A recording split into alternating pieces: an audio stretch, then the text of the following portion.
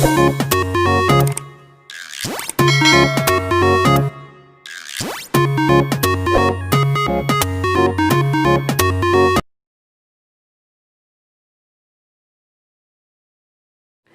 Students, आशा करती हूँ कि आप सारे लोग बहुत अच्छे होंगे और सारे ही अपने घरों में एकदम से सुरक्षित होंगे।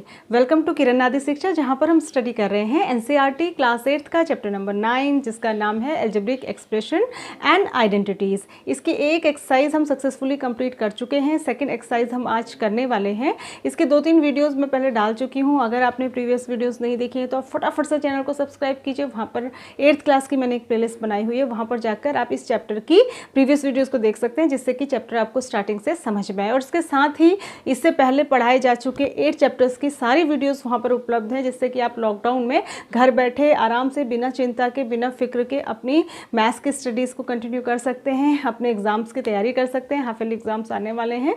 और इसके साथ ही क्लास 6 to 10th के लिए सारी ही क्लासेस की वीडियोज़ वहाँ पर उपलब्ध हैं, सिर्फ मैथ्स की। तो आपके छोटे बड़े भाई बहन भी इसका फ़ायदा ले सकते हैं। ये बिल्कुल मुफ्त है, इसका कोई भी चार्ज नहीं है। तो हम शुरू करते हैं।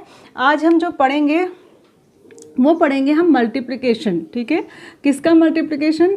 मल्टीप्लिकेशन, ठीक है, मल्टीप्लिकेशन ऑफ एल्जेब्रिक एक्सप्रेशंस। ठीक है, मैंने आपको बताया था अलजेब्रा एक मैथ्स की ऐसी ब्रांच है जिसमें हम न्यूमरल्स के साथ साथ जो है अल्फ़ाबेट्स से भी डील करते हैं। अल्फ़ाबेट्स को यहाँ पर वेरिएबल कहते हैं और न्यूमरल्स को यानी कि नंबर्स को यहाँ पर कांस्टेंट कहते हैं। ठीक है, अब मल्टीप्लिकेशन कैसे होता है पहले मैं आपको जनरल थिंग समझा देती हूँ, उसके बाद हम एक्सरसाइज पे आएंगे 9.2 पे।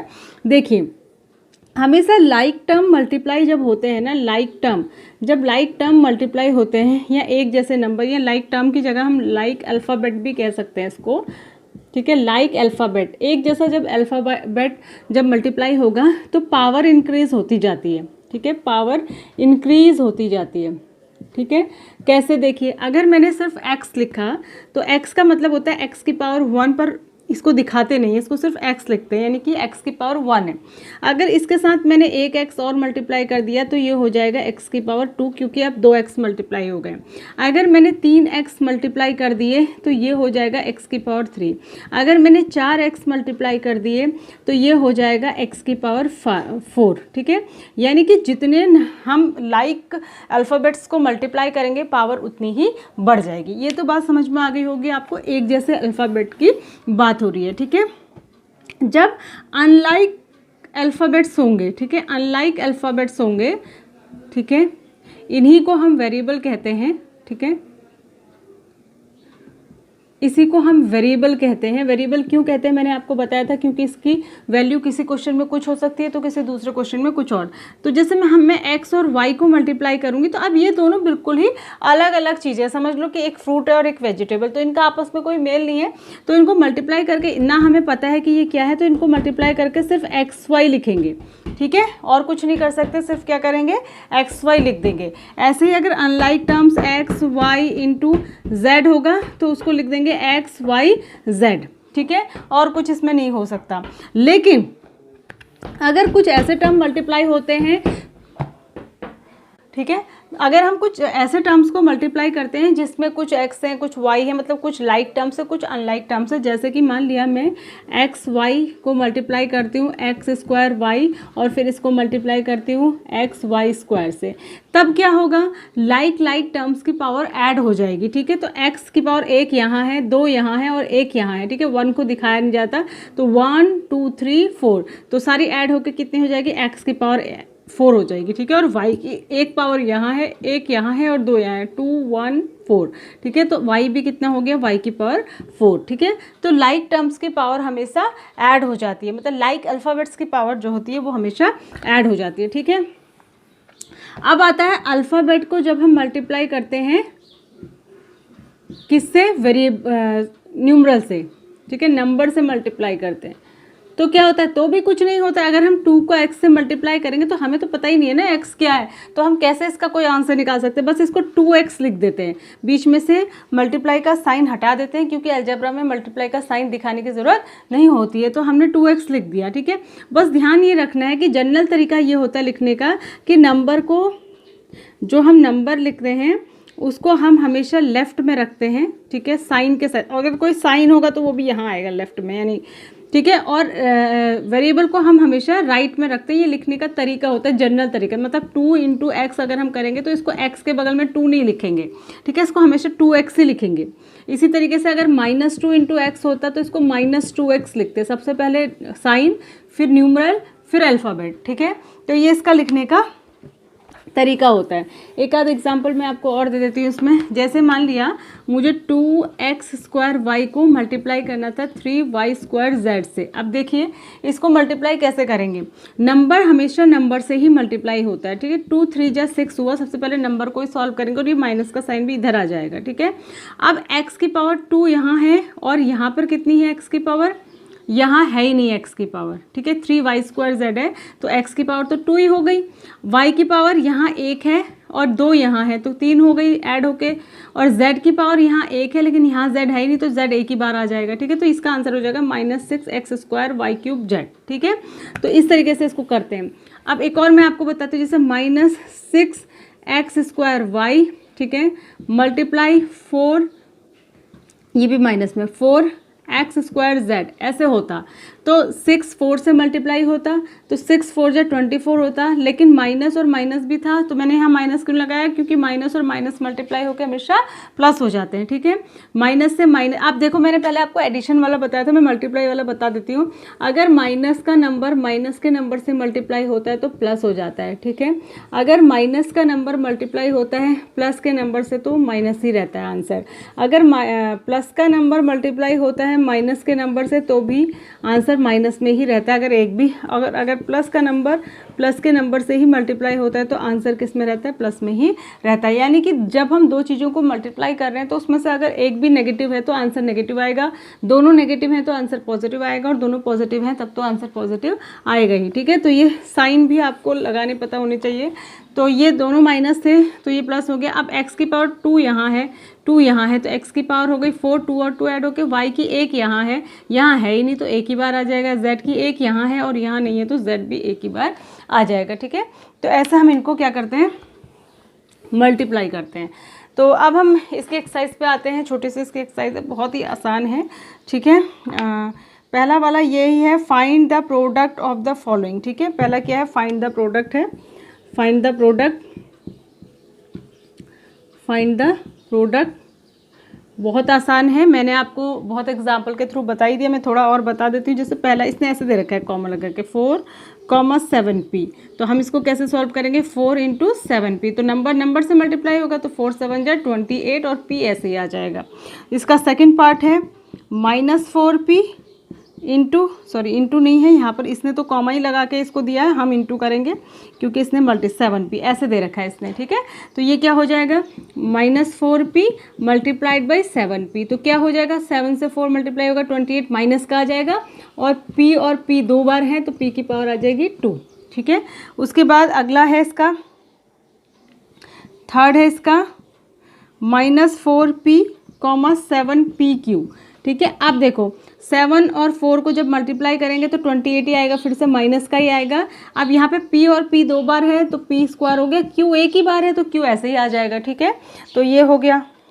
उसके बाद अगला एक और है इसमें, फोर्थ पार्ट इसका देखिए मैं बता देती हूँ, वैसे मैं बता ही चुकी हूँ ऐसे, 4p³ -3p, तो मल्टीप्लाई करेंगे तो 4p³ को मल्टीप्लाई करेंगे -3p से, तो 4 3 जा 12, लेकिन माइनस का क्योंकि एक नंबर माइनस का है, और p³ और p कितना हो गया, p की पावर 4, क्योंकि एक ये है और 3 ये है तो पावर ऐड हो जाती है, ठीक है। मल्टीप्लाई में, डिवाइड में पावर घट जाती है और मल्टीप्लाई में ऐड हो जाती है, ठीक है। डिवाइड वाला भी है नहीं। इसका फिफ्थ पार्ट है 4p, 0, तो 0 से तो किसी भी दुनिया की चीज़ को मल्टीप्लाई करेंगे तो 0 ही हो जाएगा, ठीक है। उसके बाद है find the area of the rectangle, जिसकी की लेंथ और ब्रेथ दी है, इसी को चेंज करके दे दिए क्वेश्चन को, एरिया निकालना है, और जो दो चीज़ें दिया है, किसका एरिया निकालना है, रेक्टेंगल का, ठीक है, किसका एरिया निकालना है, रेक्टेंगल का एरिया निकालना है। और अब इसने जो दो यहाँ पर चीज़ें दी हैं, दो अलजेब्रिक एक्सप्रेशन जो दिए हैं, उसको कह रहा है कि ये एक लेंथ और एक ब्रेथ है, जैसे p, q दिया है इसने, बात तो यही है, बस इसने इसको लेंथ और ब्रेथ कह दिया। तो हमें पता है area of rectangle length into breadth होता है, तो p/q हो जाएगा ये, क्योंकि मल्टीप्लाई का साइन दिखाते नहीं है अलजेब्रा में, ठीक है। उसके बाद सेकेंड है इसी का 10m, 5n, तो मल्टीप्लाई कर दीजिए, ये लेंथ है ये ब्रेथ है, तो 10m को जो है 5n से जब हम मल्टीप्लाई करेंगे 10 5 जो 50, और m और n बिल्कुल अलग अलग चीज़ें हैं तो ऐसे ही लिख देंगे क्योंकि इनका आपस में मल्टीप्लाई नहीं हो सकता, ठीक है, यानी कि ये सॉल्व करके नहीं लिखी जा सकती। उसके बाद है अगला, थर्ड है इसका 20x square comma 5y square, तो ये लेंथ है ये ब्रेथ है, तो 20x square into 5y square, number तो मल्टीप्लाई हो ही जाएंगे, 5 2 जा 10, ये 100 हो गया।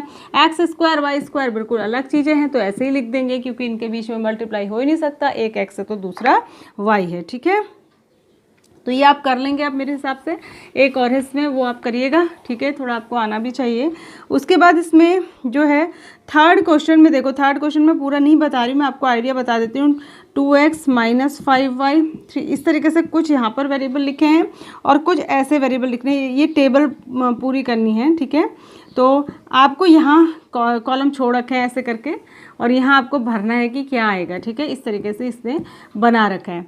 तो आप क्या करेंगे, पहले इसको इससे करेंगे, तो 2x को 2x से करेंगे तो 2 2 जा 4 और x मल्टीप्लाई होकर x की पावर 2, फिर इसको इससे भी करेंगे, फिर इसको इससे भी करेंगे, मतलब इस नंबर से पहले सबको करके यहाँ लिखना है, फिर इस नंबर से सबको करके फिर यहाँ लिखना है, ठीक है, समझ गए। तो 2x को आप जब इससे करेंगे तो 5 2 जा 10, लेकिन माइनस का यहाँ माइनस है और x और y बिल्कुल अलग अलग है तो ऐसे ही आ जाएंगे। फिर 2x को इससे करेंगे 3x स्क्वायर से, तो 3 2 जा 6 और x ये एक x है और 2x यहाँ है तो x की पावर 3 हो जाएगी क्योंकि मल्टीप्लाई में पावर सेम वेरिएबल की ऐड हो जाती है। तो ऐसे ही आपको पूरी टेबल भरनी है। आई होप कि आप समझ गए होंगे कि इसको कैसे करेंगे। क्वेश्चन नंबर 4 पे आते हैं। देखिए ये कह रहा है ऑब्टेन द वॉल्यूम, बस सेम क्वेश्चन है, वहाँ पर उसने कहा एरिया निकालो, यहाँ पर ये कह रहा है कि वॉल्यूम निकालो एक रेक्टेंगुलर बॉक्स की, ठीक है, एक बॉक्स है यानी कि क्यूबॉइडिकल, तो उसका हमको क्या निकालना है, वॉल्यूम। तो वॉल्यूम क्या होता है, length into breadth into height. यहाँ पे 3 चीज़ें दी है और ये कह रहा है इन तीनों चीज़ों में से एक लेंथ है और एक ब्रेथ है और एक हाइट है। तो हम क्या करेंगे, जो वॉल्यूम क्या होता है, वॉल्यूम होता है length into breadth into height. सभी को पता है length into breadth into height volume होता है क्यूबॉइड का। तो ये हो जाएगा 5a into 3a square into 7a4, ठीक है। तो अब इसमें से नंबर सारे आपस में मल्टीप्लाई हो जाएंगे, 5 3 जा 15, ठीक है, 5 3 जा 15 और 15 7 जा कितना होता है, 15 7 जा कितना होता है, 15 8 जा 120 होता है ना, तो 15 7 जा कितना होता है 105, ठीक है। तो 105 हो गया और एक ए ये है, एक ए स्क्वायर ये 4 5 6 और एक यहाँ 7, तो ए की पावर क्या हो जाएगी 7 हो जाएगी, ठीक है। तो इस तरीके से इनको करना है। एक और मैं बता देती हूँ, इसका सेकंड भी है। सेकंड में देखो, सेकंड देख लो, a comma minus A square comma A cube, ठीक है। अब तीनों ए ही हम वॉल्यूम निकालने के लिए मल्टीप्लाई करेंगे, माइनस ए स्क्वायर इंटू ए क्यूब। तो माइनस है, एक ही में माइनस है तो बाकी में प्लस है, तो माइनस प्लस माइनस करके ये माइनस ही आ जाएगा, ठीक है। अगर 2 माइनस आ रहे होते तो तब प्लस आता। अब यहाँ पर पावर 1 एक ये हो गई, 2 ये 2 और 1 3 और 3 6 हो जाएगा, तो ए की पावर 6 इसका जो है वो वॉल्यूम आ जाएगा, ठीक है, समझ रहे हैं। तो इसी तरीके से ये सारे हैं, बस ये ध्यान रखना है कि नंबर से मल्टीप्लाई होना है और वेरिएबल से। तो और इसमें फोर्थ वाले में जो है 2-4 पार्ट्स और हैं, तो प्रैक्टिस के लिए मैं आपके ऊपर छोड़ रही हूँ, कुछ आप खुद करें जिससे कि आपको आइडिया लगे। 5th क्वेश्चन में तो सीधे इसने ऑब्टेन प्रोडक्ट ही कहा है, ठीक है। 5th क्वेश्चन में कह रहा है प्रोडक्ट निकालना है, प्रोडक्ट का मतलब मल्टीप्लाई होता है, ठीक है, प्रोडक्ट निकालना है। और इसने दिया है, जैसे पहला क्वेश्चन है इसका XY comma YZ comma ZX, जब इनको मल्टीप्लाई करेंगे तो XY into YZ into ZX, ठीक है, XY into YZ into ZX। तो मल्टीप्लाई करेंगे तो x वाला x के साथ पावर, एक पावर ये है एक पावर ये है, तो कितना हो गया x की पावर 2, y वाला y के साथ y की पावर भी 2 हो जाएगी, 2 बार आया, z वाला z के साथ तो z की पावर भी 2 हो जाएगी, क्योंकि लाइक वेरिएबल्स की पावर ही ऐड होती हैं, ठीक है।